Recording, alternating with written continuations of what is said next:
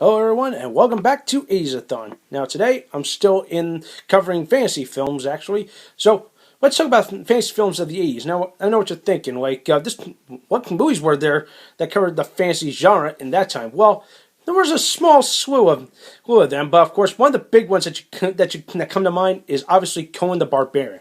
But of course, what can I say about Conan the Barbarian? That's a classic actually. Arnold Schwarzenegger at his best or worse, depending on how you look at it. The story's good and all that. Then you had the bastard sequel known as Conan the Destroyer. Less said about that movie, the better. But then came along another movie that kind of fits almost similar into the same universe, but it's not, actually. And that's a little movie called Red Sonja. Yes, if you've not heard of this movie, go look it up. It came out in 1985, actually, and it stars not only Arnold Schwarzenegger, but Bridget Neilson as well, actually. If that name rings any bells, she was Ivan Drago's wife in Rocky IV. Ironically, that came out in the same year, actually. So, what can I say about this movie? Oh my god, it is bad. And by bad, oh my god. The acting was so poor. That's how bad this movie was, actually. But the one redeeming factor that I do like about this movie was the setting. Actually, it was kind of similar, almost in a similar way to movies that you expect, like Conan or anything else of those movies of that time period. This was way before Lord of the Rings ever dominated the screen, actually. So this was like garbage compared to any of those, actually. But like I said, set was good. The acting was terrible. The plot was just ridiculous. Actually, it's pretty much all Red Sonja is about is she's just trying to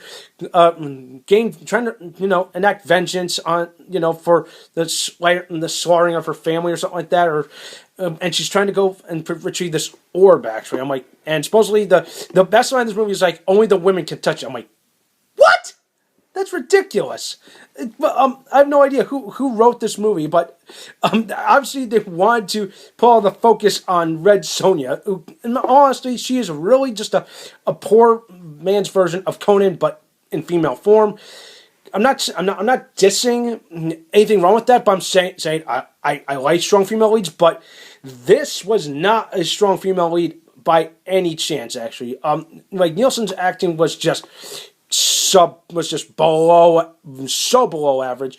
But let's see. Compare this to Rocky IV. She acted and was a good actress in doing that, and of course also she was in Beverly Hills Cop 2 actually. So those were better compared to this. This was like the turd. This was like the movie that tried to start her career, and of course I don't want to go into too much detail. Also, rumors going around, I've heard about the story of, did Schwarzenegger and Neilson have an affair around that time, he was married? I don't care, Beside that, the bottom line is, this movie was so below average. The redeeming thing about it was the setting. It was perfect for a good fantasy setting. The acting was terrible. The costumes were essentially just recycled stuff that you would see in anything else, actually. So, and the plot, which made some stupid sense, actually. It was just